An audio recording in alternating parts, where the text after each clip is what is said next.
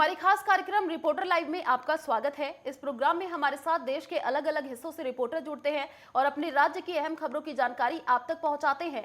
कौन सी खबर आज रहेगी खास, इसकी रिपोर्ट देंगे विस्तार से। चलिए रुक कर लेते हैं यूपी का, वहां से संवाददाता अनिकेत तिवारी हमारे साथ लाइव जुड़े हुए हैं। अनिकेत, आज की क्या तमाम बड़ी अपडेट रहने वाली है यूपी की और सीएम योगी आदित्यनाथ के क्या क्या कार्यक्रम प्रस्तावित है, विस्तार से बताएं दर्शकों को।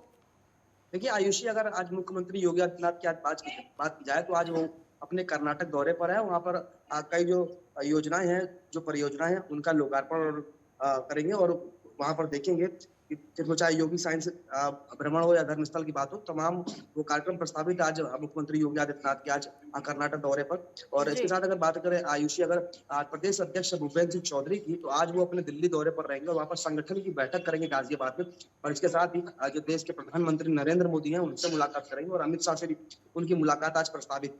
हालांकि अगर डिप्टी सीएम केशव प्रसाद मौर्य की अगर बात की जाए तो डिप्टी सीएम केशव प्रसाद मौर्य का सोनभद्र का पहली बार दौरा है और जो योजनाएं सोनभद्र में प्रदेश सरकार की तरफ से चालू की जा रही है, उन योजनाओं का निरीक्षण करेंगे कि आखिर जो परियोजनाएं, जो योजना है, उनका काम कहां तक पहुंचा है, उसका निरीक्षण करेंगे जो डिप्टी सीएम केशव प्रसाद मौर्य को। इसके साथ आयुषी, एक बड़ी खबर आपको और बता दें कि उत्तर प्रदेश में जो सरकारी विभाग बने हुए हैं, फिर वो चाहे लोक भवन की बात हो और या फिर व्यावसायिक प्रतिष्ठान हो, तो वहाँ की सुरक्षा व्यवस्था को लेकर तब्दीली की गई है। वहाँ की सुरक्षा व्यवस्था बदली गई है। वहाँ पर स्पेशल टास्क फोर्स यानी कि यूपीएसएस का गठन कर दिया गया है। और चाहे वो लोक भवन के गेट नंबर 3 की बात हो, 7 की बात हो, 9 की बात हो, तो तमाम जो लोक भवन है या फिर जो सरकारी संस्थान है, वहाँ पर सुरक्षा व्यवस्था को और पुख्ता और मजबूत करने के लिए जो सुरक्षा व्यवस्था है, उसे और बढ़ा दिया गया और स्पेशल कर दिया गया। और अब स्पेशल टास्क फोर्स जो होगा, वो ऐसे स्थानों की आप सुरक्षा करेगा। इसके साथ प्रगतिशील समाजवादी पार्टी की अगर बात की जाए, शिवपाल यादव की, तो वो लगातार एक नया मोर्चा बनाने की कवायद करते हुए नजर आ रहे हैं आयुषी।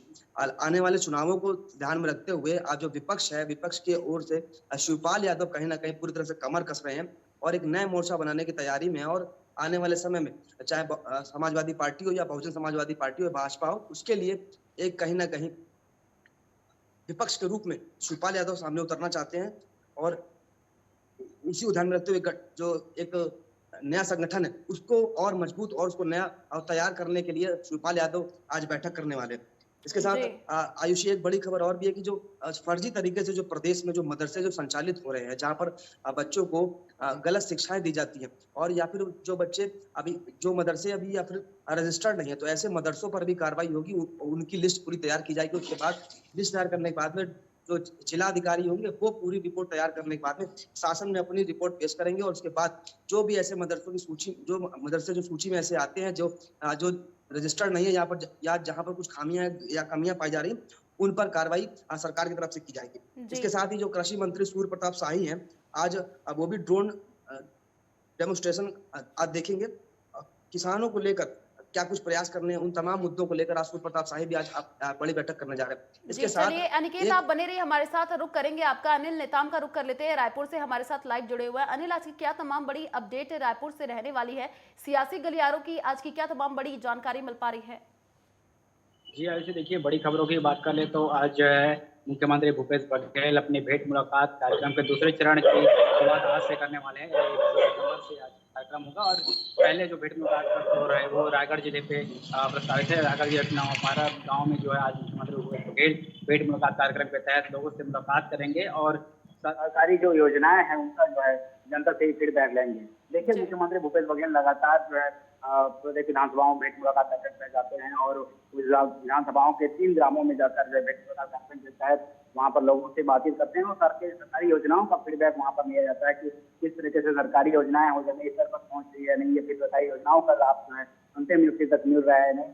यदि कहीं पर कोई लापरवाही भी उस दौरान सामने आती है, जनता आती है, कहीं कोई समस्याएं, कोई लापरवाही बरती जा रही है, तो वहाँ पर मुख्यमंत्री तुरंत ही अधिकारियों को नोटिस देते हैं और निलंबित जैसे कार्रवाई वहाँ पर लगातार करते हैं। हमने पिछले दौर पे देखा है कि जिस तरीके से अधिकारी जो लापरवाही बरते थे उन पर जो है कार्रवाई की गई थी। अब तक जो है बस्तर संभाग के 12 विधानसभा और सरगुजा संभाग के विधानसभा उनका दौरा मुख्यमंत्री जी का हो चुका है और दूसरे चरण का जो ये भेंट मुलाकात कार्यक्रम आज से फिर से दोबारा हो रहा है, जो कि 11:30 को राजधानी रायपुर से जो है मुख्यमंत्री भूपेश बघेल अपने हेलीकॉप्टर से रवाना होंगे और रायगढ़ जिले के जो गाँव है वहाँ पर मुख्यमंत्री भूपेश बघेल आज पहुंचेंगे। इसी के साथ दूसरी बड़ी खबर की बात करें आयुषी, तो जिस तरीके से राजनीति गरमाया हुआ झारखंड की राजनीति को लेकर। जैसे देखिए कि वहाँ से 40 से अधिक विधायक जो है राजधानी रायपुर पहुंचे हुए हैं। मेफेयर जो रिसोर्ट है वहाँ पर रुके हुए हैं और आज जो होता कि देवस्थान पर जाने का भी हो, इसी कड़ी पे जो है बयानबाजी भी चल रहा था। मुख्यमंत्री भूपेश बघेल जैसे कल हिमाचल प्रदेश के दौरे पे थे, वहाँ पर उन्होंने 10 जो वादे जो किए हैं, जैसे चुनाव है, कांग्रेस ने अपनी तरफ 10 वादे वहाँ पर दिए हैं, उस पर मुख्यमंत्री भूपेश बघेल राजधानी पहुंचे। उन्होंने बताया कि आज हिमाचल प्रदेश वासियों को 10 वादे दिए गए हैं। अब आने वाले समय में देखना होगा कि उनके पक्ष में जाता है या नहीं जाता। फिलहाल लेकिन जब रांची की जो बात कर रहा थी, जिस तरह से झारखंड के राजनीति गरमाए हुए हैं, उस पर भी उनका कहना था कि भाजपा ने जिस तरह से उनका बात आया था उसमें मुख्यमंत्री भूपेश बघेल पड़ा हुआ कहते हुए कहा है कि जिस तरीके से महाराष्ट्र में जो है विधायकों को यहाँ वहाँ दिया गया, तब तो ऐसे कोई बात नहीं आती थी। लेकिन यदि अभी झारखंड में जो राजनीति गरमाई हुई है उस पर अभी छत्तीसगढ़ में जो एमएलए रुके हैं उस पर यदि बात करते हैं तो उन्हें पहले अपनी जो करतूत है उन पर जो है ध्यान देने की बात भी मुख्यमंत्री भूपेश बघेल द्वारा कही गई है। जी ऐसी साथ जो है भाजपा जो है छत्तीसगढ़ में आगामी विधानसभा चुनाव की रणनीति को लेकर लगातार कमर कसते नजर आ रही है। भाजपा जो है अपने हर एक बूथ स्तर पर, ब्लॉक स्तर पर अपनी मजबूती बनाने में जुटी हुई है। लगातार भाजपा के जो पूर्व कार्यकर्ता रहे, नेता रहे, विधायक रहे, ये भी लगातार अपने अपने क्षेत्रों में लोगों से सीधा संपर्क साध रहे हैं और तलाश रहे हैं कि कहीं न कहीं कोई मुद्दे हों जिस पर जो है कांग्रेस ने गिरा जा सके और आगामी जो चुनाव होंगे उसमें भाजपा के पक्ष में वो किस तरीके से लाया जाए, इस सब चीजों पे भाजपा भी लगातार प्रदेश में मंथन कर रही है। अब आने वाले समय में देखना होगा जिस तरीके से आने वाले समय में विधानसभा चुनाव है उसमें क्या सरकार की जो मोदी सरकार की जो योजनाएं हैं जो छत्तीसगढ़ की, इसमें जो इस नए योजनाएं जो गरबा भारी हो या फिर विभिन्न हितकारी योजनाएं उस पर पक्ष में आने वाले समय में वोट मिलेगा या फिर भाजपा कोई मुद्दे को बनाने में सफल रहती है और भाजपा के पक्ष में वोट जाते हैं। जी ऐसे तो तमाम बड़ी खबरें पर आज चलिए अनिल, आप नजर बनाए रखिए, सुबोध आप भी नजर बनाए रखिए, रुक करेंगे आपका। फिलहाल रुकते एक छोटे से ब्रेक के लिए, जल्द लौटेंगे। आप देखते रहिए नेटवर्क 10।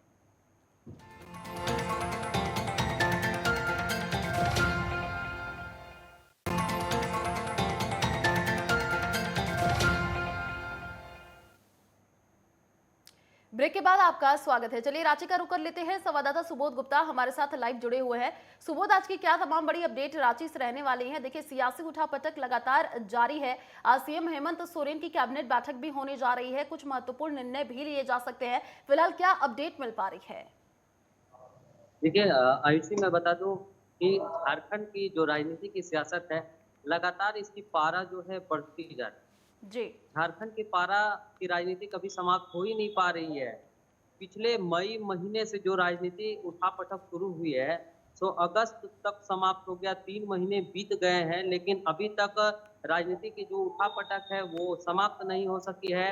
सरकार बन रही है, बिगड़ रही है, भाजपा गिरा रही है सरकार झारखंड में, यूपीए गठबंधन को तोड़ने की कोशिश कर रही है या यूपीए गठबंधन में ही दरार पड़ रहा है। जो 3 दल झारखंड सरकार में शामिल है, झारखंड मुक्ति मोर्चा, कांग्रेस और आरजेडी, ये तीनों के बीच दरार पड़ रही है या कुछ भी खुलासा नहीं हो पा रहा है, सब असमंजस में फंसे हुए। फिलहाल मैं बता दूं कि आज मुख्यमंत्री हेमंत सोरेन, जो झारखंड के मुख्यमंत्री रहने के बावजूद उनके चुनाव आयोग ने सदस्यता आयोग करार दिया है। फिलहाल आज बैठक करने जा रहे हैं। कैबिनेट की बैठक शाम 4 बजे से प्रोजेक्ट भवन में रांची में की जाएगी, जिसमें झारखंड सरकार के मंत्री और मुख्यमंत्री ही शामिल होंगे। इसके अलावा कोई भी झारखंड के 81 विधानसभा के विधायक शामिल नहीं होंगे, यूपीए घटक दल के विधायक शामिल नहीं होंगे, क्योंकि सभी विधायकों को लगभग 32 विधायकों के साथ अन्य 11 सदस्यों, कुल 41 सदस्यों को भेज दिया गया है रायपुर छत्तीसगढ़, जहां पे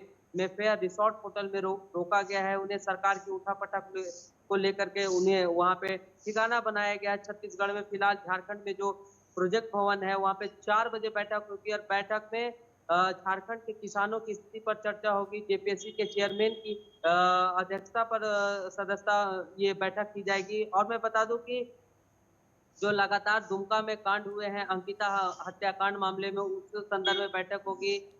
और दूसरी बड़ी खबर है कि झारखंड के जो शिक्षा मंत्री है जगन्नाथ महतो, कल झारखंड एकेडमिक काउंसिल, जो सबसे बड़ा शिक्षा विभाग है झारखंड का, उसकी स्थापना दिवस मनाया जाएगा। झारखंड के लगभग 200 से अधिक विद्यार्थियों को, छात्र छात्राओं को सम्मानित करेंगे झारखंड के शिक्षा मंत्री जगन्नाथ महतो। तीसरी बड़ी खबर झारखंड की, सबसे बड़ी खबर ये है, अहम खबर की, जो लाइजनर है प्रेम प्रकाश, आज उनके मामले फिर रिमांड की अवधि ईडी ने बढ़ाई है। पिछले 6 दिनों को रिमांड की अवधि बढ़कर अब 8 दिनों की अगली रिमांड अवधि चलेगी। उनसे ईडी की टीम रांची से लेकर के कोलकाता और कोलकाता से दिल्ली तीनों स्थानों पर उनसे पूछताछ की जाएगी।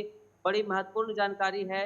और झारखंड की जो सियासी उठक-पटक है, जो इसी में फंसे हुए हैं, लेकर लगातार आईएएस पूजा सिंघल और मुख्यमंत्री के प्रेस सलाहकार अभिषेक पिंटू के बाद मुख्यमंत्री के जी। विधायक प्रतिनिधि पंकज मिश्रा के बाद प्रेम प्रकाश के बाद लगातार ईडी के छापे के बाद ईडी का पूछताछ का दायरा जो है जी बढ़ता सुबोध, जा रहा देखिए है। ईडी की भी छापेमारी लगातार दिखाई दे रही है। आप बने रहिए हमारे साथ, रुक करेंगे आपका। फिलहाल रुकते हैं एक छोटे से ब्रेक के लिए, जल्द लौटेंगे। आप देखते रहिए नेटवर्क 10।